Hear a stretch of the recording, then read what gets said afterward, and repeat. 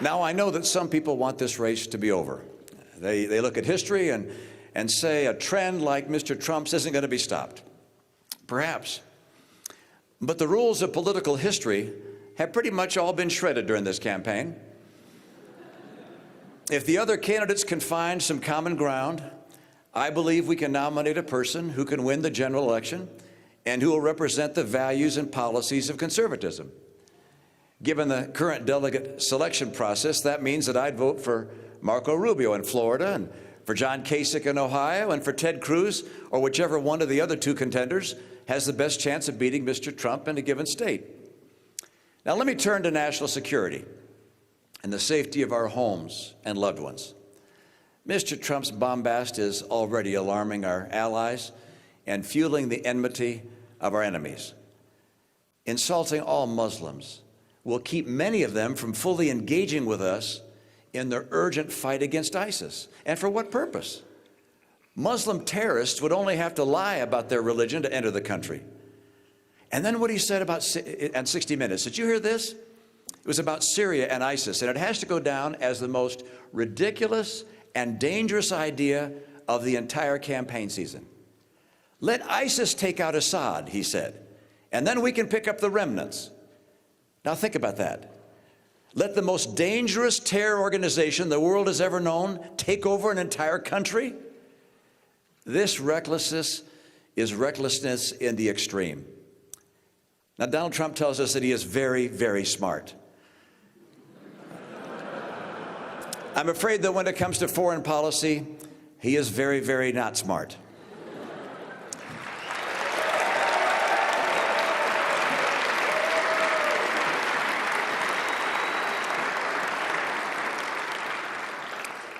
Now, I'm far from the first to conclude that Donald Trump lacks the temperament to be president.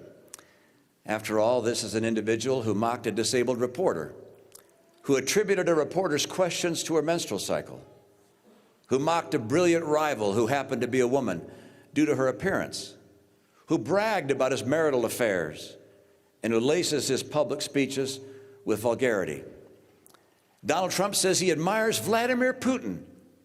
At the same time, he's called George W. Bush a liar. That is a twisted example of evil trumping good.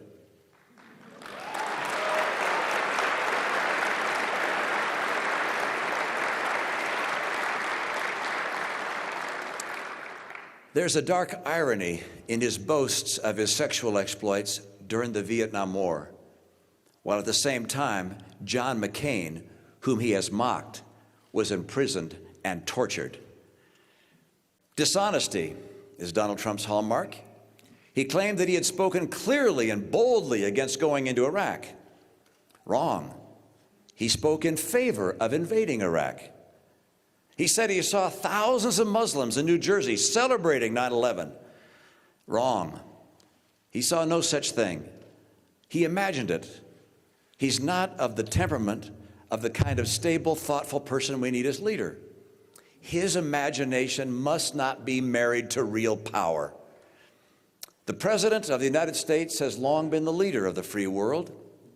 The President and, yes, even the nominees of the country's great parties helped define America to billions of people around the world. All of them bear the responsibility of being an example for our children and our grandchildren. Think of Donald Trump's personal qualities: the bullying, the greed, the showing off, the misogyny, the absurd third-grade theatrics. You know, we've long referred to him as the Donald. He's the only person in the entire country to whom we have added an article before his name, and it wasn't because he had attributes we admired. Now imagine your children and your grandchildren acting the way he does. Would you welcome that? Haven't we seen before what happens when people in prominent positions fail the basic responsibility of honorable conduct? We have. And it always injures our families and our country. Watch, by the way, how he responds to my speech today.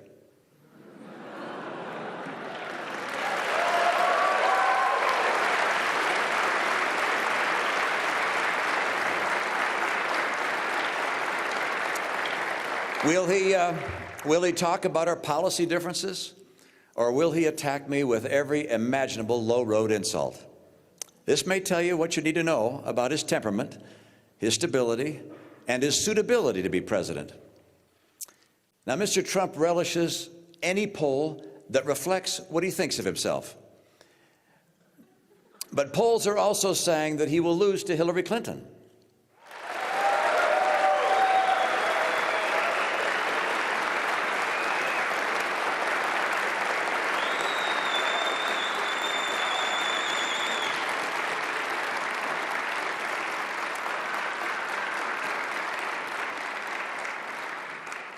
Of course, a Trump nomination enables her victory. And the audio and video of the infamous Tapper-Trump exchange on the Ku Klux Klan will play 100,000 times on cable and who knows how many million times on social media. There are a number of people who claim that Mr. Trump is a con man, a fake. Thank you.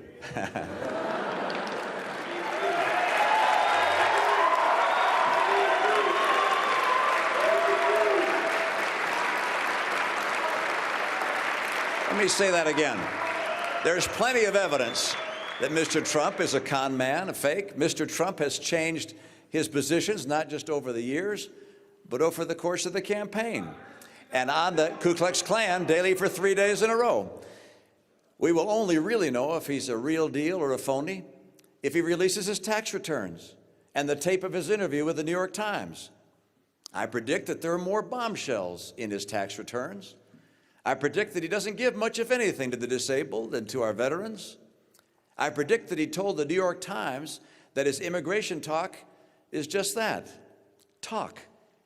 And I predict that despite his promise to do so, first made over a year ago, that he will never, ever release his tax returns.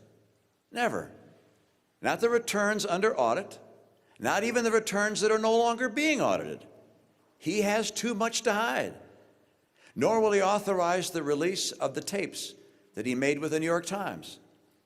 If I'm right, you'll have all the proof you need to know that Donald Trump is indeed a phony. Attacking me, as he surely will, won't prove him any less of a phony. It's entirely in his hands to prove me wrong. All he has to do is release his back taxes like he promised he would, and let us hear what he said behind closed doors to the New York Times. You know, Ronald Reagan used to quote a Scottish philosopher who predicted that democracies and civilizations wouldn't last much longer than a couple hundred years. And John Adams wrote this: "Remember, democracy never lasts long. It soon wastes, exhausts, and murders itself. There never was a democracy yet that did not commit suicide." That's John Adams. I believe that America has proven these dire predictions wrong for two reasons. First, we've been blessed with great presidents, with giants among us. Men of character, integrity, and selflessness have led our nation from the very beginning. None were perfect. Each surely made mistakes. But in every case, they acted out of the desire to do what was right for America and for the cause of freedom. The second reason is because we're blessed with a great people. People who at every critical moment of choosing have put the interests of the country above their own. These two things are related. Our presidents, time and again, have called on us to rise to the occasion. John F. Kennedy asked us to consider what we could do for our country. Lincoln drew upon the better angels of our nature to save the Union. I understand the anger Americans feel today. In the past, our presidents have channeled that anger and forged it into resolve, into endurance and high purpose, and into the will to defeat the enemies of freedom. Our anger was transformed into energy directed for good. Mr. Trump is directing our anger for less than noble purposes. He creates scapegoats of Muslims and Mexican immigrants. He calls for the use of torture.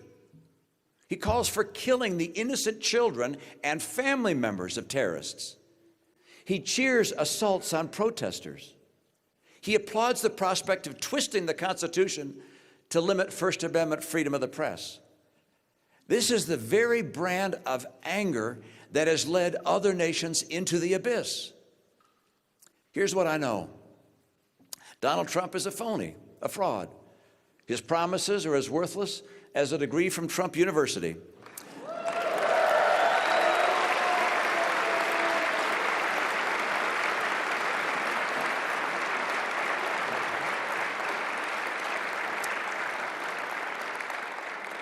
He's playing the members of the American public for suckers. He gets a free ride to the White House, and all we get is a lousy hat. His domestic policies would lead to recession.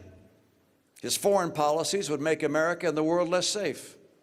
He has neither the temperament nor the judgment to be president, and his personal qualities would mean that America would cease to be a shining city on a hill.